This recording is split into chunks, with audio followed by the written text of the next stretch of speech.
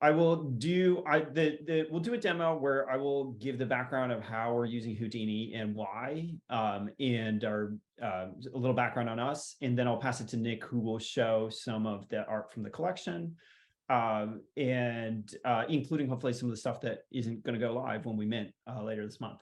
So as a background, Draup is a digital fashion company, and what that means is we're making clothes, but they will be computer generated clothes. They are 3D objects. So the approach that we're taking to this is that for each collection that we put out, we will have a collaborating artist who's not on the team, somebody who's external to the company who brings their own art sense and their aesthetic to it. And as you can see here, the first one, Nicholas Sassoon, he's part of our inaugural, he's the artist for our inaugural collection, and I will get into later why we love him and what he does, but that's just a sort of background on us. Then so as I mentioned, Nick is our 3D artist. Early in working with him, me and him decided we're going to use Houdini to be the backbone of how we generate these collections. And so what is Houdini? Like, as you mentioned, Houdini is a visual effects software. But this is the real cool thing. It's fully procedural. So it ties well. Basically, you know, we were going with Nicholas Sassoon for this first collection, but as a team, we're heavily influenced by the art block style of generative art. You make a system, people mint tokens that have a seed, and then each seed drives this generative system to produce a piece. So this is really a great environment to generate 3D objects that way with whatever you want to do with them. And so as you can see here, there's like a node-based workflow. That's something that probably people have seen before. And then this is the kind of thing that it's typically used for. Explosions, rain, water, that sort of stuff in movies is like the bread and butter of Houdini. Why Houdini specifically? Well, I just looked this up today, actually. I hadn't. So it's over 25 years old. And look, here's the background. In 1987, there was this computer graphics company called Omnibus. That was the largest CG production house in the world, and they went bankrupt. And then they got acquired by the current owners, and they basically just took this prisms thing they've had, and they've been working on this ever since. So it's a very like robust generative environment. And it's a little esoteric though, because like a lot of these things, like, yes, you can use it for free if you are in school, or if you have revenue under 100K, there's a version that's $269 a year, but then very quickly it jumps up to like $7,000 a year. So it's just not really something that the average person is going to try out just to kick the tires. So with that in mind, like here is a sort of like, I've loaded one of our objects. So our first collection, there's like 5 garment types. One of them is a corset. So we've got a corset here. Just to give you a little overview, over here, you can kind of see a preview pane.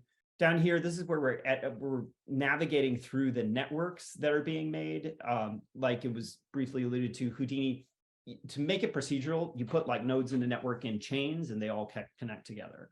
And then up here in this pane, if I select one of the items, you can edit the parameters for it there. So here's one. So the way that we've laid this out, it looks a bit complicated. Basically, there is one network here that makes this corset. And then we have other stuff that's minor supporting stuff. Like these things over here, they make these texture images that we need in order to output a 3D file in the format that we're using for distribution. Same thing here. There's a network that just helps us render a 3D file in that format that we're used to, because Houdini is mostly geared around making a movie. So we jump inside this network. This is sort of the kind of work that Nick does down here. Here, I'll make it a little bigger so we can see a little more. But if you see down here, there's a bunch of like nodes all connected. Like really what it starts from is actually it loads a 3D file format object because I'll show you, we do generate geometry here, but Nick sculpted some of these first and then they come in. Then we start working on them. So this sort of thing, like I'm not going to obviously explain this, but nor do I even understand it when I come in here. I'm just like, I trust that Nick can fix all the issues. But look, you can see things like, look, you have even like for each loops in this visual programming context to do stuff like that. And eventually all this stuff comes back together into one garment. And just to show this like a little more, at this point, we're slapping materials on it. So there's a stitching material. There's a negative and an outer and an inner. Let me jump over to a preview of this. If I pull up a render view of it. Okay, just to show you, the stitching is these little tubes between the panels. Then these panels that have this cool like effect on them, that's a moire effect. And that is the entire, Nicholas Sassoon as a fine artist or collab artist, he's all about moire. So that's the big drive of this collection. And then some of these panels are black. Nick came up with the term negative for this, our Nick, not Sassoon, and that just helps the piece feel a little better if it's not all moire, that it kind of offsets it. But so you see these materials being laid in here, that's going to sort of give these things the properties of that you see on the screen. And in terms of how we like control this, there's one node up here that's a controller node, and we sort of wire it together so we have one place to drive the whole thing. Well, I didn't mean to turn that on. So if I pull this one up, you'll see like here are the actual controls for it. And like, for example, there's a hue shift that's going to drive the color. If I change that, then give it a little time, but like pop, it will change around. Let me see if I can get something that's more visibly a difference. So there you go. So we have maybe 18 controls. Houdini is, since it's used for visual effects, very scriptable. There's a Python library, and what my role of the company has been to write Python code that will basically load up these files. This one's a corset, but like I said, there's a few other garments. It sets all the parameters and then hits render. So let me just show you that a little bit better here. What I love about Houdini is that it's built on this like Unix framework idea that everything is a folder. There's a file system sort of model. So as you go in, you get deeper down into these things. So it's like object, item, file 15. But so one of the contexts here is the output context where you actually render all the stuff.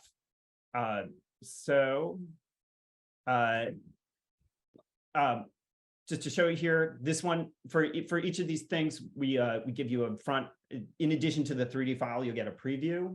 So this one is the front out, just to show you what that means. It is going to output here to the out preview front.png, and it actually takes this front camera that we saw over in the object context. So here's the front camera. So here I'm looking at it, but you can see if I switch to the back cam, then that gives the back view. These things actually render, and then to come over to where it pops out in the file system, this out directory, I'm actually looking at, I believe, this Houdini file. This is that output directory, and it spits out these files here. So here's one. We get a fully rendered front. Great. And then there's another render process that generates a GLTF, just to show you a little bit more. The backgrounds that come out of this for that moire effect, they're actually pretty uniform. You have to zoom in really deep, and you will see that it has these little pixelated patterns in there, tons and tons of them. That's the background. And then in front of that, we put a screen. This is all to get the moire effect. What the screen looks like, the gray here is actually transparent, but so there's like black bars with holes between them. So you get those two backgrounds overlapping, and then you get the moire effect. Here I have one of these 3D files loaded into Blender, and what you'll see is like you get this kind of wavy effect coming out of it.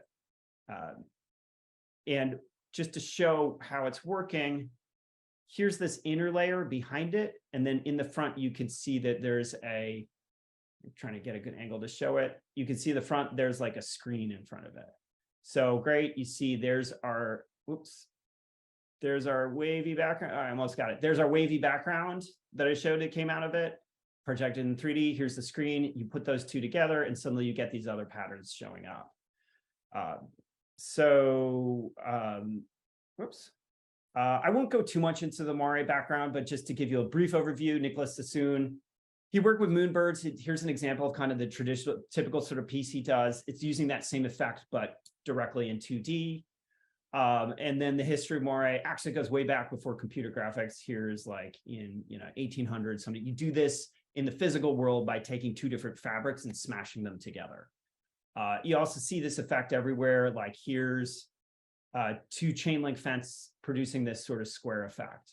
Mm. So what has been really cool, we're really glad that we hooked up with Nicholas Sassoon for this first launch, because this moire technique is way more general than it would seem, and it can in fact happen by accident everywhere. But we're closer to the intentional. Here's this building. They have these two metal fences, and then it actually produces this other pattern when you come up. We're closer to this, where we're intentionally messing with it. That's the part we've got from Nick Sassoon and that we're putting into these pieces. Okay, so that is way too much time on my part. I'm sorry. It's all good. Yeah, you've got maybe 5 minutes left, if that's all right. Okay, let me stop my share and pass it over to Nick now. Hey everyone. So yeah, I'm going to show some of the work in progresses, because we've gone through loads of iterations of different stuff, different techniques. In Houdini, I don't know if some of you guys have used Touch Designer before, but it's a sort of a similar language. I think Touch Designer was actually modeled after Houdini. But yeah, that's just some background on Houdini. So if I'll just share my screen, you guys can see that, right? Just about. Yes, we can. Yeah. Okay, great. So these are some of the earlier stuff. Basically, before even getting into Houdini, I'll model the form of these shapes, normally in either ZBrush or Marvelous Designer, or a combination of two. Just to give a bit of a demo. So ZBrush will let me work on form without having to worry about topology. If I'm trying to model something in Maya or something like that, I have to really worry about polygons, whereas ZBrush, I can use polygroups and loads of different techniques to focus more on form and then worry about the topology later. Basically what I'm doing in this part of the process is drawing these black lines on the model, where I will then create polygroups from them, which is sort of these different colors. And with these different colors in ZBrush, you can do different things with them. So what I'll do is I make polygroups and then remesh with the polygroups, so that I'll basically create nice topology or lower res topology based on the colors. After this, I basically went into Marvelous Designer, and I flattened this object so it was thin. And then in Marvelous Designer, I basically imported it and cloned internal lines. Then I pinned those internal lines and then basically inflated this part of the coat a little bit. If my computer's, yeah, I mean, it's gonna fall apart now, but the bugs are expected, right? So this is it's normally used for creating garments in, it's cloth simulation basically. And you can see patterns that we basically draw from, and basically you can get really realistic, and there's different fabrics that you can use. But yeah, so that's sort of before we go into Houdini. And then Houdini, I'm gonna touch, I'm not sure if I should get into sort of how basically we're creating different paneling using this box that we then jitter, and that will fracture the object in different ways. So if we see here, if I change this value, different paneling will be created based on this box. And that's the main driving factor of it. The other stuff's all exposed in this dog bone controller. But yeah, I think so cool. The crowds, Seth and I, the chat has so many questions about what is going on, since we know, I think collectively know almost nothing about 3D and visual effects. Sure. But this is very cool. Thank you for this tour. Seth asked, does it use point clouds? I think Ivyroot might have answered. I'm not sure. He says with mostly voxels. Yeah. So Houdini's bread and butter with those flame effects. It uses these huge 3D arrays of voxels to do all the calculating where the flame's going and stuff. We haven't really leaned on that here. We're mostly working with here's a geometric shape and then tweak it. But yes, in general, it does use that. And then for the other question about how much we templatize this. So Houdini has a system for building classes called digital assets. And we've used that, but backed away with it. In theory, you should be able to package up. So like we have 5 garments, we could package up some of the stuff and share it between them. But in practice, we haven't really done that much. It's cool. Everything is just a unique little network in Houdini. Yeah, what's just this, I forgot I didn't show any finished pieces.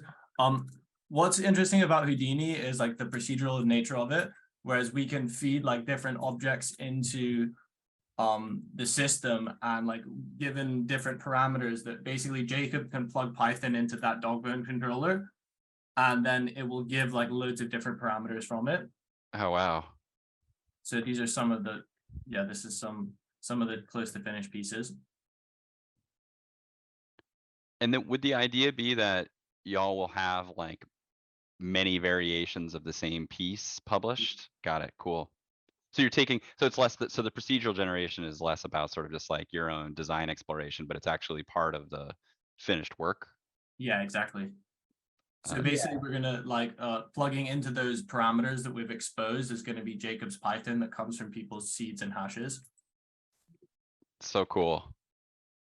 Cool. Oh, and then I had one last question, which was how long did that take to create? The Houdini script, we've sort of gone, we've been trying different techniques, but that technique, it's hard to say, but we've been working on it for a couple of months. Yeah, I would say we started in earnest in December, pretty much, like really going deep in this direction. And of course, you know, we've thrown out stuff along the way. I mean, the thing that's tricky is that this being the first collection, we're also building like the infrastructure pipeline that we would use to do anything like this. Right. And this one specific Moire-based Nicholas Sassoon collection. So it's all mixed together, and I don't really know how much is one versus the other. So cool. I love this. I feel like I just got a studio visit. I just went on a studio tour Cool.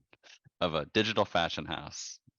Oh yeah, and the thing we were going to mention is for people who are interested here, we'll put the link maybe in here and the other one. If you join the Discord and then ping us, we'll give you the role in the Discord to sort of get involved and get potentially on the mint list when that comes up.